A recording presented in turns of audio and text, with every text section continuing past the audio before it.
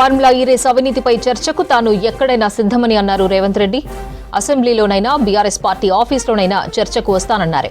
FEO ప్రతినిధులు తనను కలిసినప్పుడే అసలు అవినీతి బయటపడిందని చెప్పారు. ఫార్ములా రేసులో 600 కోట్లు లూటీ జరిగేదని ముందే పసిగట్టి 55 కోట్ల దగ్గర కట్టడి చేశామన్నారు రేవంత్. ఈ ఎఫ్ఈఓ సంస్థకు సంబంధించిన ప్రతినిధి ఈ కార్ రేసులకు సంబంధించి చర్చించాలంటే నేను అపాయింట్మెంట్ ఇవ్వకుంటే ఎందుకుంటా అధ్యక్ష? ఆ సంస్థకు సంబంధించిన ప్రతినిధి నన్ను కలిసి నాకు వాళ్ళు జరిగిన లోపాయకారి ఒప్పందాల గురించి చెప్పి దీన్ని నువ్వు సహకరించాలని అడిగినప్పుడు శాఖ నుంచి సమాచారాన్ని తెప్పించుకొని ఇది తెలంగాణ రాష్ట్ర ప్రజలకు సంబంధించిన సొమ్ము, హైదరాబాద్ నగర అభివృద్ధి కోసం మాత్రమే వాడాలి, కొద్దిమంది తోసుకుంటే కుదరదు అని చెప్పి దాన్ని వివిధ సందర్భాలలో అధికారుల నుంచి సమాచారాన్ని సేకరించి అధికారులకు పై అధికారులు నోటీసులు ఇచ్చి వాళ్ళు ఇచ్చిన రిప్లైల ఆధారంగా దాన్ని విచారణ చేపట్టాలి అని చెప్పి ఈరోజు ఫిర్యాదు చేసినాం అధ్యక్ష. 100 కోట్లు ప్రభుత్వం సొమ్ము కొల్లగొట్టి ఇతర దేశాలకు తరలించి మేము పట్టుకున్నాక ఇక్కడ నుంచి అక్కడికి పోయింది తెలిసిందే కదా అంటాడు అధ్యక్ష. మీ ఖాతాలో ఉన్న పైసలు సైబర్ క్రైమ్ వాడు వేరే ఖాతాలకు మార్చుకొని వాడు ఎన్నో కొండ మీద కూర్చొని ప్రసాద్ గారి ఖాతాలో ఉన్న సొమ్మంతా నా దగ్గరకు వచ్చి నన్నేందుకు పట్టుకునేది అంటే వాళ్ళని అర్థం ఉందా అధ్యక్ష? హెచ్ఎండిఏ ఖాతాలో ఉండాల్సిన కోట్ల రూపాయలు లండన్లో ఏదో కంపెనీకి మార్చి ఆ లండన్ కంపెనీ వెనకాల నీకేం లాలూచి ఉందో చెప్పకుండా ముందు ట్రైపార్టీ అగ్రిమెంట్ ఉన్నదాన్ని బైపార్టీ అగ్రిమెంట్ చేసి బైపార్టీ అగ్రిమెంట్ల ఎన్నికల నిబంధనలను ఉల్లంఘించి రాష్ట్ర ప్రభుత్వ విధి విధానాలను ఉల్లంఘించి అన్ని రకాలుగా కోట్ల రూపాయలు అధ్యక్ష. 55 కోట్లు అంటుండు అధ్యక్ష. వీళ్ళు చేసుకున్నది 600 కోట్లు ఎన్నికే.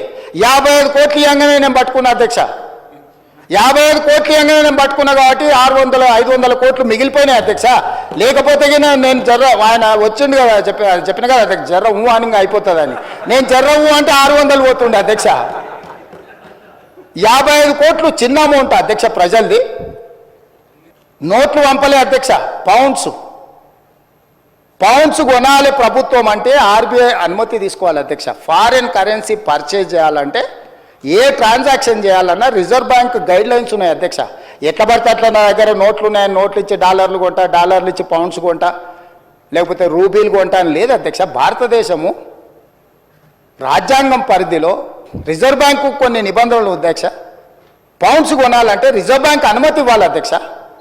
హెచ్ఎండిఏ ఖాతాలో ఉండాల్సిన పైసల్ని సీదా బ్యాంకు పోయి పౌండ్స్ కింద మార్చి పక్క దేశాలకు పంపించినందుకు ఇన్కమ్ ట్యాక్స్ నీ మీద ఫైన్ వేస్తే దానికి ఒక 8.5 కోట్లు కట్టి ఇవాళ మొత్తము 600 కోట్లకు మీరు లూటీ చేయాలని పథకం వేసుకొని 55 కోట్లు కొట్టేసినాక పట్టుబడి దాని మీద ఈరోజు విచారణకు సంవత్సరం నుంచి చర్చ జరుగుతుంటే దాని మీద విచారణ ఈరోజు ఏదో కొత్తగా వచ్చినట్టు ధరణి మీద చర్చ వద్దు, దాని మీద చర్చ చేయండి అంటున్నారు అధ్యక్ష.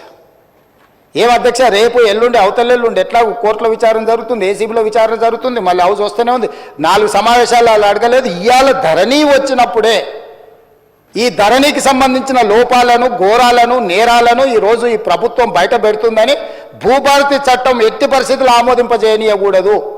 భూభారతి చట్టం ఆమోదించి ఫోరెన్సిక్ ఆడిట్ ఏదైతే మా ఉప ముఖ్యమంత్రి గారు, మా రెవెన్యూ శాఖ మంత్రి గారు డెఫినెట్గా ఈ మొత్తం ట్రాన్సాక్షన్స్ మీద ఫోరెన్సిక్ ఆడిట్ చేపట్టి ప్రభుత్వ భూములు అన్యాక్రాంతం ఎట్లయిపోయినాయి, ప్రైవేట్లో జరిగిన గోల్మాల్ ఏంటో నిగ్గు తెలుస్తామనే ఒక నిర్ణయానికి వచ్చి ఆ విషయాన్ని పసిగట్టి ఈరోజు సభ నడవకుండా సభలో ఆ చెత్త అంతా ఇది పరిస్థితి.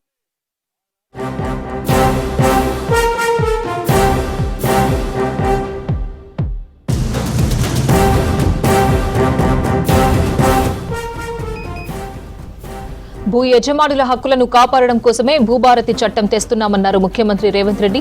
2014లో కాగ్ తప్పు పట్టిన ధరణిని ప్రజలపై ఎందుకు రుద్దారో కేసీఆర్ చెప్పాలని నిలదీశారు.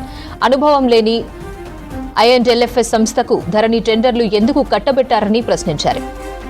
టెక్స్ హెవెన్ దేశాల కంపెనీల చేతిలో మన ధరణి పోర్టల్ పెట్టారన్నారు. కేంద్ర ప్రభుత్వ సంస్థ ఎన్ఐసికి గాదే శ్రీధర్ రాజు సహకరించడం లేదని తెలిపారు. గాదే శ్రీధర్ రాజు ద్వారా విదేశాలకు సమాచారాన్ని పంపించారన్న సీఎం, వాళ్ళు ఒక్క క్లిక్ కొడితే సమాచారం మొత్తం నాశనమైపోతుందని చెప్పారు. అందుకే ఇన్ని రోజులు విచారణపై వెనకడుగు వేశామన్నారు రేవంత్. ఇక్కడ తమరి ద్వారా నేను తెలంగాణ ప్రజలకు నేనేం చెప్పదలుచుకున్నా అంటే, చంద్రశేఖరరావు గారు 2018, 2019 ఆ తర్వాత వివిధ సందర్భాలలో మాట్లాడిన మాటలు వారి మెదడునంత రంగరించి ఒక అద్భుతాన్ని, ఒక అమృతాన్ని తీసి అమృతంలో నుంచి సృష్టించిన ధరణి వారి యొక్క ఆలోచన అనేది అయితే చెప్పిండో అది శుద్ధ తప్పు. 2010 సంవత్సరంలోనే IL&FS కంపెనీ ఈ విధానాన్ని ఒరిస్సా ప్రభుత్వానికి చేరవేస్తే ఒరిస్సా ప్రభుత్వం వాళ్ళ కాంట్రాక్ట్ ఇస్తే 4 సంవత్సరాలు నిర్వహించిన తర్వాత క్యాగ్ నివేదిక 100% తప్పు పట్టింది. ఈ లోపభూయిష్టమైన ఏమాత్రం ప్రజలకు ఉపయోగపడని ఈ సాంకేతిక నైపుణ్యాన్ని ఎందుకు తెలంగాణ రాష్ట్ర ప్రజల నెత్తి మీద చంద్రశేఖరరావు గారు రుద్దినరో ఇప్పుడు మనం ఆలోచన చేయాలి.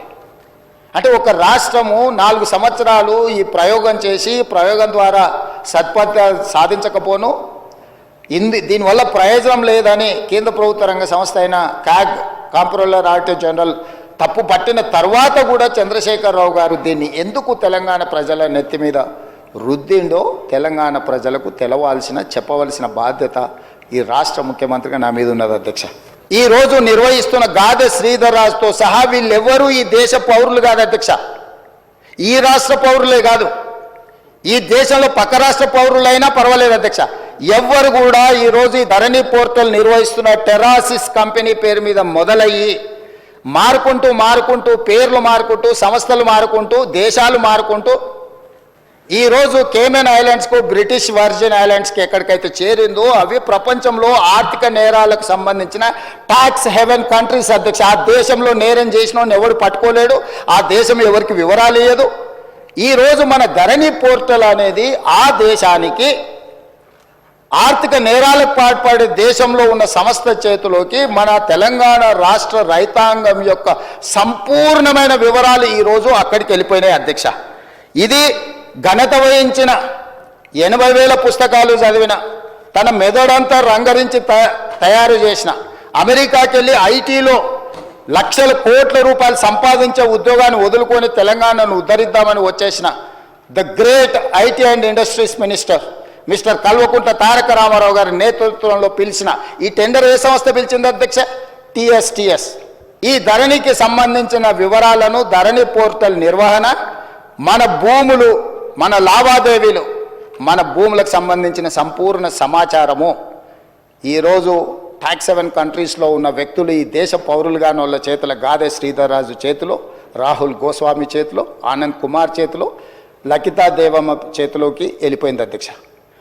నేను మిమ్మల్ని అడుగుతున్నా అధ్యక్ష, రెవెన్యూ శాఖకు నాకు సంబంధించిన సమాచారం మా ఇద్దరి మధ్యలోనే ఉండాల్సిన సమాచారము, ఈ సమాచారం అంతా తీసుకెళ్లి ఇతర దేశాలలో ఆర్థిక నేరాలలో ఇరుక్కపోయిన కంపెనీలు IL&FS కానీ లేకపోతే సత్యంతో ఉన్న రిలేషన్ కానీ ఆ కంపెనీలో ఉన్న MDలు, వైస్ చైర్మన్లు లేకపోతే డైరెక్టర్లు అందరూ 2017లోనే ఆర్థిక నేరాలకు పాల్పడి 1,000 కోట్ల రూపాయల కుంభకోణాలలో పాల్పడి జైళ్లలో ఉన్న సంస్థకు చంద్రశేఖరరావు గారు అప్పచెప్పి ఈ తెలంగాణ రైతాంగ సంపూర్ణ సమాచారాన్ని దేశాలు దాటిచ్చింది అధ్యక్ష.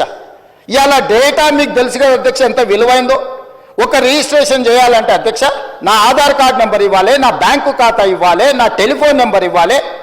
ఇవాళ ఇవన్నీ కూడా ఎన్క్రిప్షన్ అంటే ఒక సీక్రెట్ కోడ్లో ఉండాలి. ఒకవేళ ఆ వెబ్సైట్ నిర్వహించే వాళ్ళు చూడాలనుకున్నా కూడా కనిపించకూడదు అధ్యక్ష. కానీ క్లియర్గా వాళ్ళ దగ్గర డేటా కనిపిస్తుంది అధ్యక్ష.